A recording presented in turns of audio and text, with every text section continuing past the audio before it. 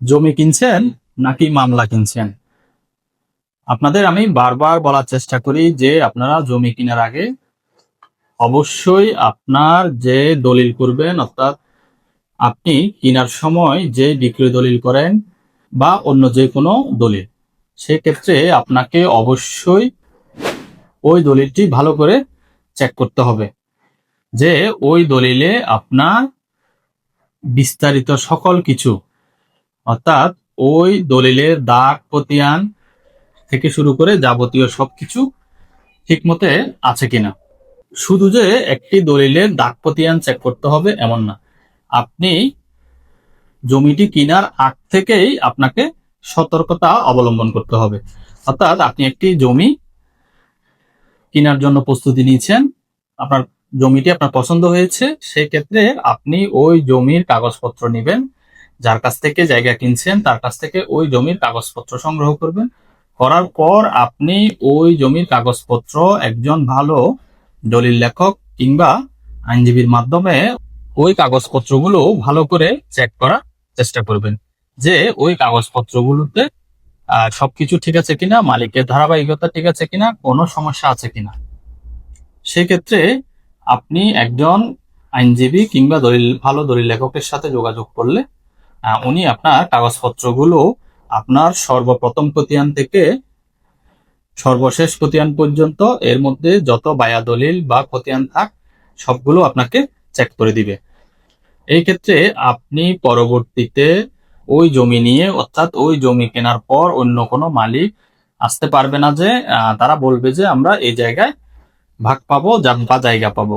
এই জন্য আপনাকে জমি কেনার শুরু থেকেই সতর্কতা অবলম্বন করতে হবে যে ওই জমির কাগজপত্রে কোনো ঝামেলা আছে কিনা। যখন ওই জমির কাগজপত্র চেক করার পর আপনি ক্লিয়ার হবেন যে ওই জমিতে কোনো ভেজাল নেই, অর্থাৎ ওই জমির মালিকানার ধারাবাহিকতা ঠিক আছে, সেই ক্ষেত্রে আপনি ওই জমিটি নেওয়ার জন্য প্রস্তুত হতে পারে। এবং ওই জমিটি নেওয়ার সময় আপনাকে অবশ্যই একটি দলিল করতে হবে, সেটি হোক বিক্রয় দলিল কিংবা আপনি অন্য কোনো ভাবে নিলে অন্য কোনো দলিল। এখন আপনি যেই দিন দলিলটি রেজিস্ট্রি করবেন, ওই দিন আপনার দলিল যখন প্রিন্ট করা হবে সেদিনই আপনি ওই দলিলটি সম্পূর্ণ শুরু থেকে শেষ পর্যন্ত দেখার চেষ্টা করবেন। যদি আপনি কাগজপত্র বুঝেন কিংবা আমাদের দেশে এখন প্রায় সকলেই শিক্ষিত, সেই ক্ষেত্রে দলিল পড়া কোনো ব্যাপার না।